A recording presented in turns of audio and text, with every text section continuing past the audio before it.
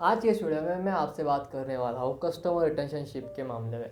Customer रिटेंशनशिप आज के date में बहुत ज़्यादा एक इम्पोर्टेंट चीज़ बन गई है एक कस्टमर्स के लिए। बड़े बड़े बिजनेस एक्सपर्ट्स का मानना है कि जिन ब्रांड्स के पास 20% कस्टमर रिटेन हो जाते हैं, जिनके यहाँ पे 20% कस्टमर रिटेन हो जाता है ना, उन ब्रांड्स का 80% रेवेन्यू उन 20% कस्टमर से ही आ जाता है। आखिर कस्टमर रिटेंशनशिप इतना ज़्यादा इंपॉर्टेंट आज के डेट में क्यों हुआ है? देखो, पहले क्या होता था, जो ब्रांड्स वगैरह हुआ करते थे ना, उनको ज़्यादा कंपटीशन वगैरह नहीं मिलता था, तो कस्टमर को जो है ना वो ज़्यादा ऑप्शंस नहीं मिलते थे सर्विस को स्विफ्ट करने के लिए। लेकिन जैसे जैसे कंट्रियाँ ग्रो करने लगी, लोगों के पास पैसा आने लगा, नए नए कंपनियाँ खड़ी होने लगी, कंपटीशन बढ़ने लगा। जैसे जैसे कंपटीशन बढ़ने लगा, कस्टमर को अच्छी अच्छी ऑफर्स मिलने लगी, अच्छी अच्छी सर्विसेज मिलने लगी, और अल्टीमेटली जो अच्छी सर्विस प्रोवाइड करता था, कस्टमर जो है ना उसके पास शिफ्ट हो जाता था। उससे अच्छी किसी ने सर्विस की प्रोवाइड की तो कस्टमर जो है ना उसके पास चला जाता था। तो आखिर कस्टमर को रिटेंशन कैसे करे, कस्टमर की रिटेंशनशिप को ग्रैब कैसे करे, कैसे कस्टमर को रिटेन करे, इन चीज़ के बारे में फोकस करना बहुत ज़्यादा ज़रूरी हो चुका था। तो उसके लिए कस्टमर रिटेंशनशिप के लिए 3 स्ट्रेटेजीज मेनली इस्तेमाल की जाती है, ताकि बिजनेस का रेवेन्यू जो है वो मेंटेन रहे, सस्टेनेबिलिटी मेंटेन रहे और बिजनेस अल्टीमेटली प्रॉफिटेबिलिटी की ओर चला जाए। आखिर वो 3 स्ट्रेटेजी कौन सी है जो आज हम इस वीडियो में जानेंगे। तो मेरा नाम ऋषिकेश तोमर है, आप देखते हैं मास्टर एंटरप्रेन्योरशिप।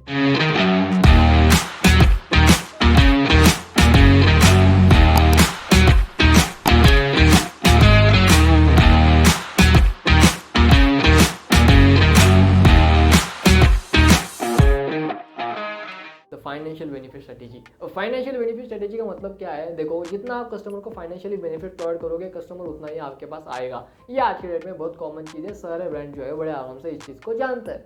अब हमें करना क्या है, हमें कस्टमर को जो है फाइनेंशियल बेनिफिट लाइफ साइकिल के अंदर प्रोवाइड करते रहना है, जैसे जोमेटो करता है। अब देखो, स्विगी भी नए कस्टमर्स को ऑफर देता है, लेकिन जोमेटो भी नए कस्टमर्स को ऑफर देता है। लेकिन स्विगी के पास 2 करोड़ मंथली एक्टिव यूजर्स है, वही जोमेटो के पास 3 करोड़ मंथली एक्टिव यूजर्स है। दोनों में 1 करोड़ का डिफरेंस है। आखिर क्यों?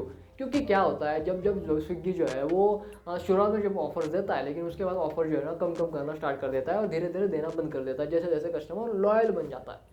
लेकिन जोमेटो क्या करता है, जोमेटो शुरुआत में आता है, शुरुआत में कस्टमर को कहता है कि भैया देखो, आप जो है वो हमारे प्लेटफॉर्म के ऊपर आओ, हम आपको 50% डिस्काउंट देंगे अगले नेक्स्ट 5 ऑर्डर के ऊपर। उसके बाद में जोमेटो क्या करता है, उस चीज़ को कंटिन्यू करता है। उसके बाद वो जो है ना वो छोटे छोटे डिस्काउंटिंग ऑफर देता है। पेटीएम के ऊपर 10% cashback, 20% of, 30% coupon code of, 10%, 15% cashback, वो ऐसी ऑफर जो है ना वो लेके आता है, जिसकी वजह से जो डिस्काउंटिंग लाइफ साइकिल जो होता है ना वो कंटिन्यू चलता रहता है, जिसकी वजह से कस्टमर जो है वो जोमेटो को छोड़ के स्विगी के पास नहीं जाता, बल्कि स्विगी को छोड़ के जोमेटो के पास आ जाता है। अब बोलोगे कि भैया हमारी तो एक छोटी सी दुकान है, भैया हम जो है वो बड़े औपचारी नहीं है, तो हम इस स्ट्रेटेजी का इस्तेमाल कैसे कर सके? तो यहाँ पे मैं एग्जांपल लेता हूँ कपड़ों की दुकान वालों का। देखो, अगर आपकी एक कपड़े की दुकान है, वहाँ पे आप जो है वो मेंस के शर्ट बेचते हो, आपको एक शर्ट जो है वो 300 रुपये के कॉस्ट में मिलता है, आपको उस शर्ट को बेचना है 600 रुपये में, ताकि आपको 300 रुपये का मार्जिन मिले, जिसके अंदर आप जो है बड़े आराम से अपने बिजनेस को ऑपरेट कर सको। लेकिन होता क्या है कि कस्टमर आपके पास आता है, निगोशिएशन करता है और 600 रुपये की शर्ट आपसे 500 रुपये के लेके जाता है, और आपको पूरी आपकी बिजनेस ऑपरेशन वगैरह है ना 200 रुपये के मार्जिन के अंदर ही निपटानी पड़ती है। यानी कि आपका मार्जिन कुल मिला के निकल के आता है मेनली 70 से 80 रुपये आपको मार्जिन मिल सकता है। फिर 100 से 100 रुपये भी पकड़ सकते हैं, 50 रुपये भी ट्रांसपोर्टेशन कॉस्ट पकड़ ले तो 150 रुपये का मार्जिन आपको मिल जाता है बड़े आराम से। लेकिन कई ज़्यादा कॉस्ट होती है, जैसे कि दुकान का भाड़ा देना हो, लाइट बिल वगैरह हो, राइट, ये सारी कॉस्टें वगैरह होती है। उसमें से अगर कस्टमर निगोशिएशन कर लेता है तो आपके लिए और एक प्रॉब्लम आ जाती है। तो यहाँ पे आपको करना क्या है, आपको 300 रुपये की शर्ट मिलनी है ना, तो आपको उसे 600 में नहीं बेचना है, आपको उसके ऊपर प्राइस लगाना है 700 रुपये का, और उसके बाद में कस्टमर को बोलना है कि भैया इसके ऊपर 100 रुपये का ऑफ है, यानी कि 700 की जगह कस्टमर को 600 रुपये में मिलेगी। ये चीज़ साइकोलॉजिकली बड़े अच्छे से असर करती है। कस्टमर जो है वो निगोशिएशन करना बंद देता है, क्योंकि आपने यहाँ पे पहले से ही 100 रुपये ऑफ कर दिए, जिसकी वजह से वो निगोशिएशन नहीं करता है। और जो अभी कस्टमर निगोशिएशन करता है ना, तो वो एक बेशरम कस्टमर होता है। निगोशिएशन ज़्यादातर मोस्टली कस्टमर निगोशिएशन नहीं करते हैं अगर उन्हें 100 रुपये का डिस्काउंट मिल रहा है, राइट। आप देखो, डीमार्ट के अंदर जब कस्टमर जाता है तो वहाँ पे निगोशिएशन नहीं करते, क्योंकि वहाँ पे पहले से डिस्काउंट अप्लाइड होता है। लेकिन वही अगर आप किराना दुकान के अंदर जाते हो, 1000-2000 का सामान लेते हो, तो वहाँ पे आप निगोशिएशन करते हो, क्योंकि वहाँ पे डिस्काउंट नहीं होता है। जब आप पहले से ही डिस्काउंट देते हो, तब कस्टमर निगोशिएशन करने के चांसेस बहुत ज़्यादा कम हो जाते हैं और वो आपका माल खरीदने की गारंटी बढ़ जाती है। समझ गए। तो यहाँ पे आपको यही चीज़ का इस्तेमाल करना है, आपको पहले से ही चीज़ थोड़ी सी महंगी बतानी है और आपको उस प्राइस को कट कर देना है, बताना है कि ये चीज़ आपको इतने में मिलेगी। जैसे मैंने कहा 300 रुपये का शर्ट आपको 700 रुपये में बताना है, लेकिन बेचना 600 रुपये में ही है, और ये बताना है कि 100 रुपये ऑफ है, जिसकी वजह से कस्टमर जो है ना उस चीज़ को साइकोलॉजिकली खरीदने की पूरी कोशिश करेगा और वो खरीदेगा ही, क्योंकि उसे 100 रुपये ऑफ मिल रहे हैं। कोई और ब्रांड उसे 100 रुपये ऑफ नहीं दे रहा है, कोई और दुकान वाला उसे 100 रुपये ऑफ नहीं दे रहा है, इसकी वजह से वो आप ही से शॉपिंग करेगा। और उसके अंदर आप जो है आपके दुकान के अंदर फ्लेक्स लगा दीजिए, छोटे छोटे पैम्पलेट्स बना दीजिए, बैनर लगा दीजिए, जिसके अंदर आप लिखिए कि आपको भैया हर दिन डिस्काउंट मिलेगा कपड़ों की व्यापारी के ऊपर, अगर आप हम से जो है वो बिजनेस करते हो, आप हमें से जो है वो प्रोडक्ट जो है वो खरीदते हो। जैसे डीमार्ट अपने डीमार्ट स्टोर्स के अंदर लगाता है, डीमार्ट अपने डीमार्ट स्टोर्स के अंदर लगाता है कि भैया every day you will get discount and you will save money, so shopping now at DMart. तो ऐसे जो पैम्पलेट्स वगैरह होता है ना, डीमार्ट अपने स्टोर्स के अंदर लगाता है। सिंपली आपको भी यही चीज़ करनी है, आपके स्टोर्स के अंदर आपको ऐसे पैम्पलेट्स लगाने हैं ताकि कस्टमर उसे पढ़े और बार बार वो आपके पास आए और रिपीट हो जाए, क्योंकि जब जब आप डिस्काउंट देंगे तब तब कस्टमर रिपीट होगा। क्यों ना आप ऐसा कीजिए, जैसे मैंने कहा कि हर बार आप अपना मार्जिन कट मत कीजिए, बल्कि आप प्राइस को बढ़ा दीजिए और उस प्राइस को कट कर दीजिए और जितने में बेचना है उतने में ही बेचिए। जैसे वापस समझाता हूँ, 300 रुपये की शर्ट आपको मिली है, आपको बेचनी है 600 रुपये में, लेकिन आप प्राइस बताओगे 700 रुपये और उस 700 रुपये में से 100 रुपये कट बोलोगे, कस्टमर को बोलोगे कि भैया 100 रुपये ऑफ है, 700 की शर्ट 600 में मिलेगी, डिस्काउंट चल रहा है, और कस्टमर जो है वो साइकोलॉजिकली यही सोचेगा कि भैया 700 की शर्ट मुझे 600 में मिल रही है, 100 रुपये ऑफ मिल रहा है, कोई और दुकान वाला मुझे 100 रुपये ऑफ नहीं दे रहा है, और वो आप ही से शॉपिंग करेगा। ये कस्टमर रिटेंशनशिप के लिए बहुत ज़्यादा स्ट्रॉन्ग स्ट्रेटेजी है और काफ़ी ज़्यादा ब्रांड्स इसे इस्तेमाल करते हैं। छोटे व्यापारी भी इसे इस्तेमाल कर सकते हैं, उसका एग्जांपल भी मैंने दिया। बड़े व्यापारी यानी कि बड़े स्टार्टअप्स कैसे इसका इस्तेमाल करते हैं उसका एग्जांपल भी मैंने आपको दिया। तो अब जो दूसरी स्ट्रेटेजी है ना वो कौन सी है? दूसरी स्ट्रेटेजी है भैया build relationship with your customer. अब यहाँ पे आपको अपने कस्टमर के साथ में एक रिलेशनशिप बॉन्ड क्रिएट करना है साइकोलॉजिकली। ये चीज़ आप कैसे करोगे, मैं इसका एग्जांपल भी आपको समझाने की कोशिश करता हूँ।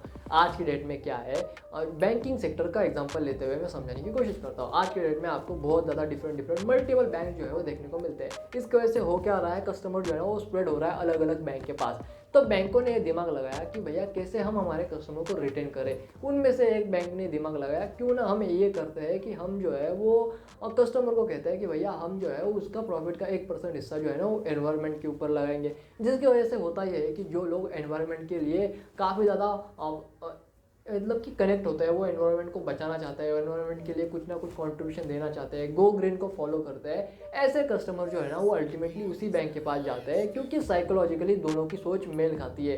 कस्टमर को लगता है कि भैया अगर मैं इस बैंक के अंदर अपना अकाउंट ओपन करता हूँ, यहाँ पे अपने पैसे रखता हूँ, तो बैंक उस पैसे से थोड़ा बहुत जो भी प्रॉफिट कमाएगा उस प्रॉफिट का एक हिस्सा पर्यावरण के ऊपर, एनवायरनमेंट के ऊपर भी जाएगा, जिसके अंदर मेरा भी कॉन्ट्रीब्यूशन होगा। मेरे को भी पर्यावरण के बारे में, एनवायरनमेंट के बारे में बहुत लगाव है, मुझे एनवायरनमेंट के लिए कुछ करना है, क्योंकि यही अपनी नीड है, इस चीज़ को फुलफिल होना बहुत ज़रूरी है। कस्टमर ऐसे सोचता है और उस ब्रांड के अंदर जाके जो है वो अपना अकाउंट जो है खुलवा लेता है। ये स्ट्रेटेजी बहुत बैंकों ने इस्तेमाल की। कोई बैंक कहते थे कि भैया सेव वाटर सेव मूवमेंट वाला, सेव वाटर सेव वर्ल्ड वाले मूवमेंट स्टार्ट कर रहे थे, कोई जो है वो सेव एनवायरनमेंट के मूवमेंट स्टार्ट कर रहे थे, तो कोई जो है वो सेव एनिमल सेव प्लांट के ऊपर जो है वो एनवायरनमेंट सेव प्लांट के ऊपर जो है वो मार्केटिंग कैंपेन बना रहा था, जिसकी वजह से जो लोग इस सोच से मिलते जुलते हैं ना वो वहाँ पे रिटेन हो जाते हैं। ये उसका मेन रीज़न होता है। जैसे मैं आपको समझाने की कोशिश करता हूँ और एक एग्जाम्पल से।